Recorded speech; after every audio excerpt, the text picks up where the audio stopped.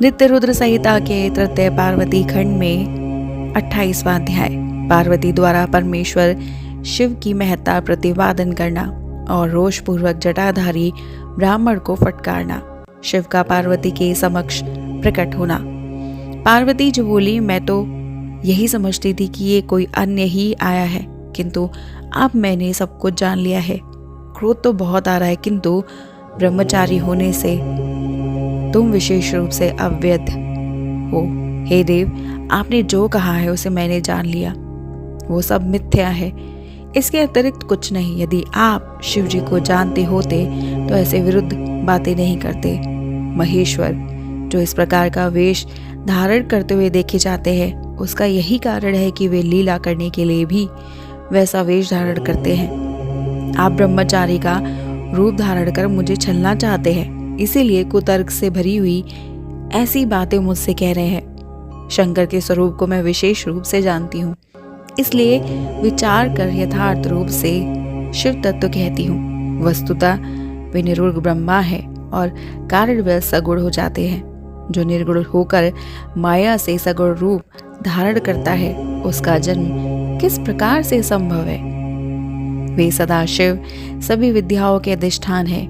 उन पूर्ण परमात्मा को विद्या से क्या प्रयोजन? कल्प के आदि में उन्हीं सदाशिव ने प्रथम विष्णु को उच्च स्वरूप से वेद प्रदान किए थे। उनके समान कौन परम प्रभु है जो आपका आदि कारण है? उसकी अवस्था का प्रमाण कौन कर सकता है? ये प्रकृति तो उन्हीं से उत्पन्न हुई है, फिर उनकी शक्ति का दूसरा कारण क्या हो सकता है? जो लोग प्रेम पूर्वक शक्ति के प्रति उन सदाशिव का भजन करते हैं, उनको शिव जी सदा ही अक्षय रूप तीनों शक्तियां, क्रिया शक्ति, इच्छा शक्ति और ज्ञान शक्ति प्रदान करते हैं। जीव उन्हीं के भजन से निर्भय होकर मृत्यु को जीत लेते हैं, इसीलिए त्रिलोकी में उनका मृत्युंजय नाम प्रसिद्ध है। उन्होंने के पक्ष में रहने से विष्णु ने विष्णु तत्व प्राप्त किया है, ब्रह्मा ने ब्रह्म तत्व तथा देवताओं ने देव तत्व प्राप्त किया है। देवताओं में प्रमुख इंद्र जब भगवान शिव के दर्शनार्थ जाते हैं, तब भगवान शिव के जो द्वारपाल एवं भूत आदि हैं, सादर उनके दंडों में घिसा गया इंद्र का मुकुट सब प्रकार से उज्जवल हो उठता है। उनके विषय में बहुत बातें करने से क्या, वे तो स्वयं प्रभु हैं। उन कल्याण स्वरूप शिव जी की सेवा करने से इस लोक में क्या सिद्ध नहीं हो सकता? उन देव के पास किस बात की कमी है जो वे सदाशिव मेरी इच्छा करे?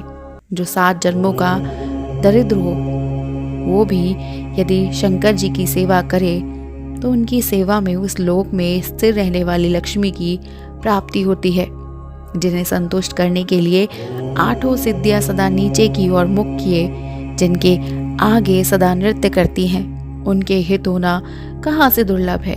यद्यपि समस्त मंगल उन शिव जी की सेवा नहीं करते, अर्थात वे मंगल वेश धारण नहीं करते, तो भी उनके स्मरण मात्र से ही पुरुष का मंगल होता है।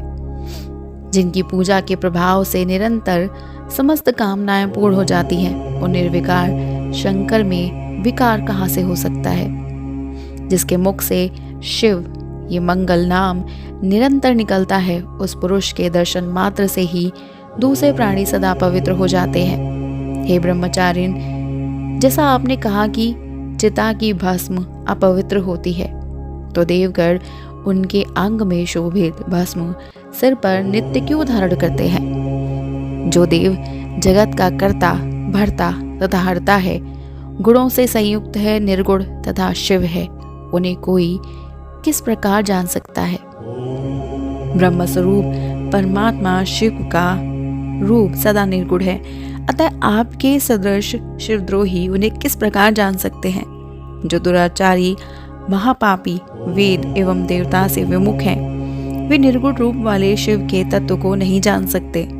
जो पुरुष तत्व को न जानकर शिव की निंदा करता है, उसका जन्म पर्यंत संचित किया गया पुण्य भस्म हो जाता है। आपने इस समय जो महातेजस्वी शिव की निंदा की है और मैंने जो आपकी पूजा की है, इसका पाप मुझे भी लग गया है। शिव जी की निंदा करने वाले को देखकर वस्त्रों सहित स्नान करना चाहिए और शिवद्रोही को देखते ही प्रायश्चित भी करना चाहिए। अरे दुष्ट, तुमने जो कहा कि मैं शिव को जानता हूँ, तुम्हें तो निश्चित रूप से सनातन शिव जी का कुछ ज्ञान नहीं है। वे रुद्र चाहे किसी को भी स्वरूप वाले हो, रूपवान हो अथवा अरूपी हो, वे सज्जनों के प्रिय निर्विकार प्रभु मेरे तो सर्वस्व है और मुझे अत्यंत प्रिय है। उन महात्मा सदाशिव की ब्रह्मा विष्णु में किसी प्रकार समता नहीं कर सकते। फिर जो सर्वदा काल के अधीन अन्य देवता आदि हैं, वो किस प्रकार उनकी समता कर सकते हैं। इस प्रकार अपनी सत्य बुद्धि से विचार कर मैं उन शिव की प्राप्ति हेतु वन में आकर घोर तपस्या कर रही हूँ। वही परमेश्वर सर्वेश एवं भक्तवत्सल हैं। दीनों पर अनुग्रह करने वाले उन्हीं को प्राप्त करने की मेरी इच्छा है। ब्रह्मा जी बोले, हे मुनि, इस प्रकार वे गिरजापुत्री मौन हो गई और निर्विकार चित्त से पुनः शिव जी का ध्यान करने लगी। तदंतर वे ब्राह्मण पार्वती के इस प्रकार के वचन को सुनकर पुनः जो ही कुछ कहने को उद्यत हुए, उसे मैं शिवजी में मन लगाए हुए और शिवजी की निंदा से पराणमुख रहने वाली पार्वती अपनी विजया नाम की सखी से शीघ्रता पूर्वक कहने लगी। पार्वती बोली, हे सखी, बोलने की इच्छा वाला ये द्विजाधम पुनः शिव की निंदा करेगा, अतः इसे प्रयत्न पूर्वक रोको, क्योंकि केवल शिव की निंदा करने वाले को ही पाप नहीं लगता, अपितु जो उनकी निंदा को सुनता है वो भी पाप का भागी होता है। शिव भक्तों को चाहिए कि वे शिवनंद का वध कर, यदि वह ब्राह्मण है तो उसका त्याग कर देना चाहिए और उस स्थान से अन्यत्र चले जाना चाहिए। ये दुष्ट पुनः शिव जी की निंदा करेगा। ब्राह्मण होने के कारण ये अवध्य है, अतः इसका त्याग कर अन्यत्र चलना चाहिए, जहाँ जाने पर ये पुनः दिखाई ना पड़े। अब इस स्थान को छोड़कर हम लोग अविलंब दूसरे स्थान पर चलेंगे, जिससे इस मूर्ख ब्राह्मण से पुनः संभाषण न करना पड़े। ब्रह्मा जी बोले, हे मुने, इतना कहने के अनंतर जो ही पार्वती ने अन्यत्र जाने के लिए अपना पैर उठाया, इतने में ब्रह्मचारी स्वरूप साक्षात शिव जी ने पार्वती को पकड़ लिया। उन शिव ने उस समय जैसा पार्वती ध्यान कर रही थी उसी प्रकार का अत्यंत सुंदर रूप धारण कर उन्हें दर्शन दिया और पुनः नीचे की ओर मुख की हुई पार्वती से शिव कहने लगे। शिव जी बोले, हे देवी, तुम मुझे छोड़कर कहाँ जा रही हो? मैं तुम्हें नहीं छोड़ूंगा। मैं तुम्हारे ऊपर प्रसन्न हूँ। मेरे द्वारा तुम्हारे लिए कुछ भी अदेय नहीं है। आज से मैं तुम्हारे तपों से तुम्हारा खरीदा हुआ दास हो गया। तुमने अपने सौंदर्य से मुझे मोल लिया। तुम्हारे बिना एक क्षण भी युग के समान है। हे गिरिजय, तुम लज्जा को त्याग करो। तुम तो मेरी सनातन पत्नी हो। हे महेश्वरी, इसे तुम अपनी सद्बुद्धि से स्वयं विचार करो। हे दृढ़ मन वाली, मैंने तुम्हारे अनेक प्रकार से परीक्षा की। मुझ लोक लीला का अनुसरण करने वाले के इस अपराध को क्षमा करो। मैंने तुम्हारी जैसी पतिव्रता सती त्रिलोक में कहीं नहीं देखी।